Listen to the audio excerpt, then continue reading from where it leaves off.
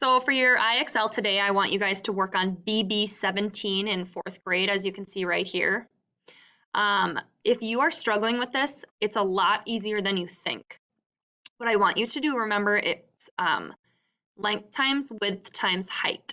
So all you do, look down here, this is 1 cube over, 1 square cube. So you would take 1 times whatever your width is, which is 1, 2. So you have 1 here, 2 here, and then however much it goes up. So it goes up 2 here. So what you're doing to find this volume is you're taking 1 times 2 times 2. Look at my cursor. 1 times 2 times 2. So I know that 1 times 2 is 2, and if I times another 2, I'm going to get 4. Okay, this next one, same thing. Okay, I have 1, 2.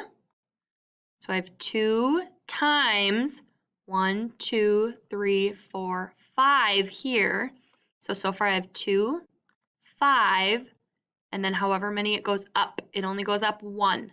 So if I have 2 times 5, I have 10 times another 1. So 2 times 5 is 10, times 1 is 10. Again, 1, 2, 3 is my length. My width this way is 3, so I have 3 times 3 times however many it goes up. So 3 times 3 times 1. So I know 3 times 3 is 9, times 1 is 9.